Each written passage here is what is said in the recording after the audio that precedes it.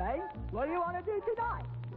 Same thing we do every night, Pinky. Try to take over the world. The law of non-resistance. We have read in a preceding chapter that man's soul is his subconscious mind, and whatever he feels deeply, good or bad, is outpictured by that faithful servant. His body and affairs show forth what he has been picturing.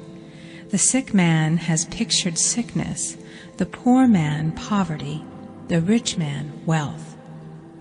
Young people often say, "Why does a little child attract illness?" when it is too young to even know what it means. I answer that children are sensitive and receptive to the thoughts of others about them, and often outpicture the fears of their parents. I heard a metaphysician once say, "If you do not run your subconscious mind yourself, someone else will run it for you." Mothers often, unconsciously, attract illness and disaster to their children by continually holding them in thoughts of fear and watching for symptoms. For example, a friend asked a woman if her little girl had had the measles. She replied promptly, "Not yet." This implied that she was expecting the illness and therefore preparing the way for what she did not want for herself and child. However, the man who is centered and established in his right thinking, the man who sends out only goodwill to his fellow man, and who is without fear, cannot be touched or influenced by the negative thoughts of others. In fact, he could then receive only good thoughts, as he himself sends forth only good thoughts. Resistance is hell, for it places man in a state of torment. A metaphysician once gave me a wonderful recipe for taking every trick in the game of life. It is the acme of non-resistance. He gave it in this way. At one time in my life, I baptized children, and of course they had many names. Now I no longer baptize children, but I baptize events. But I give every event the same name. If I have a failure, I baptize it success, in the name of the Father and of the Son and of the Holy Ghost.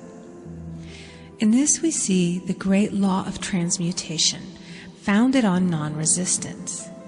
Through his spoken word, every failure was transmuted into success. For example, a woman who required money, who knew the spiritual law of opulence, was thrown continually in a business way with a man who made her feel very poor. He talked lack and limitation, and she commenced to catch his poverty thoughts. So she disliked him and blamed him for her failure. She knew in order to demonstrate her supply, she must first feel that she had received. A feeling of opulence must precede its manifestation. It dawned upon her one day that she was resisting the situation and seeing two powers instead of one. So she blessed the man and baptized the situation. Success, she affirmed. As there is only one power, God, this man is here for my good and my prosperity, just what he did not seem to be there for. Soon after that, she met, through this man, a woman who gave her, for a service rendered, several $1,000s, and the man moved to a distant city and faded harmoniously from her life. Make the statement, "Every man is a golden link in the chain of my good, for all men are God in manifestation, awaiting the opportunity given by man himself to serve the divine plan of his life.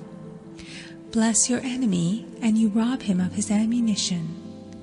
His arrows will be transmuted into blessings." This law is true of nations as well as individuals. Bless a nation, send love and goodwill to every inhabitant, and it is robbed of its power to harm. Man can only get the right idea of non-resistance through spiritual understanding. My students have often said, "I don't want to be a doormat." I reply, when you use non-resistance with wisdom, no one will ever be able to walk over you. Another example. One day I was impatiently awaiting an important telephone call. I resisted every call that came in and made no outgoing calls myself, reasoning that it might interfere with the one I was awaiting. Instead of saying, "Divine ideas never conflict, the call will come at the right time," leaving it to infinite intelligence to arrange, I commenced to manage things myself. I made the battle mine, not God's, and remained tense and anxious. The bell did not ring for about an hour, and I glanced at the phone and found the receiver had been off that length of time, and the phone was disconnected. My anxiety, fear, and belief in interference had brought on a total eclipse of the telephone. Realizing what I had done, I commenced blessing the situation at once. I baptized it success and affirmed, "I cannot lose any call that belongs to me by divine right. I am under grace and not under law." A friend rushed out to the nearest telephone to notify the company to reconnect. She entered a crowded grocery, but the proprietor left his customers and attended to the call himself. My phone was connected at once, and 2 minutes later I received a very important call, and about an hour afterward, the one I had been awaiting. One's ships come in over a calm sea. So long as man resists a situation, he will have it with him. If he runs away from it, it will run after him. For example, I repeated this to a woman one day, and she replied, "How true that is. I was unhappy at home. I disliked my mother, who was critical and domineering, so I ran away and was married. But I married my mother, for my husband was exactly like my mother, and I had the same situation to face again. Agree with thine adversary quickly." That means agree that the adverse situation is good. Be undisturbed by it, and it falls away of its own weight. "None of these things move me" is a wonderful affirmation. The inharmonious situation comes from some inharmony within man himself. When there is in him no emotional response to an inharmonious situation, it fades away forever from his pathway. So we see man's work is ever with himself. People have said to me, "Give treatments to change my husband or my brother." I reply, "No, I will give treatments to change you. When you change, your husband and your brother will change." One of my students was in the habit of lying. I told her it was a failure method, and if she lied, she would be lied to. She replied, "I don't care. I can't possibly get along without lying." One day she was speaking on the phone to a man with whom she was very much in love. She turned to me and said, "I don't trust him. I know he's lying to me." I replied, "Well, you lie yourself, so someone has to lie to you, and you will be sure it will be just the person you want the truth of." Sometime after that I saw her, and she said, "I'm cured of lying." I questioned, "What cured you?" She replied, "I've been living with a woman who lied worse than I did." One is often cured of his faults by seeing them in others. Life is a mirror, and we find only ourselves reflected in our associates. Living in the past is a failure method and a violation of spiritual law. Jesus Christ said, "Behold, now is the accepted time. Now is the day of salvation." Lot's wife looked back and was turned into a pillar of salt. The robbers of time are the past and the future. Man should bless the past and forget it, if it keeps him in bondage, and bless the future, knowing it has in store for him endless joys. But live fully in the now. For example, a woman came to me complaining that she had no money with which to buy Christmas gifts. She said, "Last year was so different. I had plenty of money and gave lovely presents, and this year I scarcely have a cent."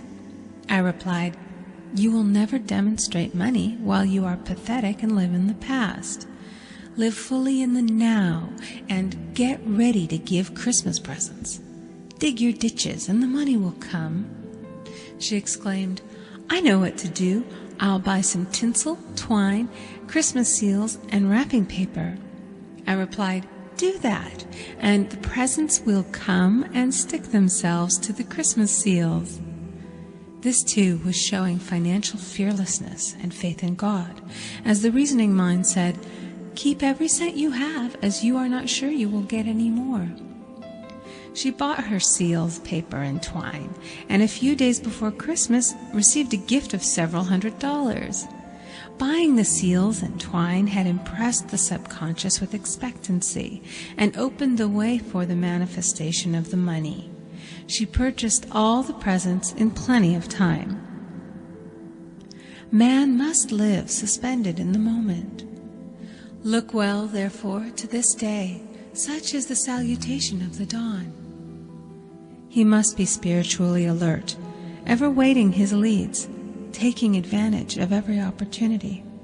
One day, I said continually, silently, Infinite Spirit, don't let me miss a trick. And something very important was told to me that evening. It is most necessary to begin the day with the right words.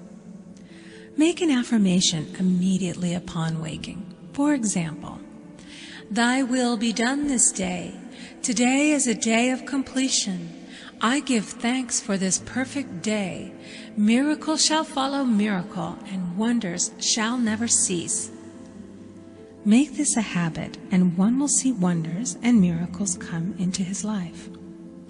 One morning I picked up a book and read, Look with wonder at that which is before you. It seemed to be my message for the day, so I repeated it again and again. Look with wonder at that which is before you. At about noon, a large sum of money was given to me, which I had been desiring for a certain purpose. In the following chapter, I will give affirmations that I have found most effective. However, one should never use an affirmation unless it is absolutely satisfying and convincing to his own consciousness. And often, an affirmative is changed to suit different people. For example, the following has brought success to many. I have a wonderful work in a wonderful way. I give wonderful service for wonderful pay. I gave the first 2 lines to one of my students, and she added the last 2. It made a most powerful statement, as there should always be perfect payment for perfect service, and a rhyme sinks easily into the subconscious. She went about singing it aloud, and soon did receive wonderful work in a wonderful way, and gave wonderful service for wonderful pay. Another student, a businessman, took it and changed the word to business. He repeated, I have a wonderful business in a wonderful way, and I give wonderful service for wonderful pay. That afternoon, he made a $41,000 deal, though there had been no activity in his affairs for months. Every affirmation must be carefully worded and completely cover the ground. For example, I knew a woman who was in great need and made a demand for work. She received a great deal of work, but was never paid anything. She now knows to add wonderful service for wonderful pay. It is man's divine right to have plenty, more than enough. His barns should be full, and his cup should flow over. This is God's idea for man, and when man breaks down the barriers of lack in his own consciousness, the golden age will be his, and every righteous desire of his heart fulfilled.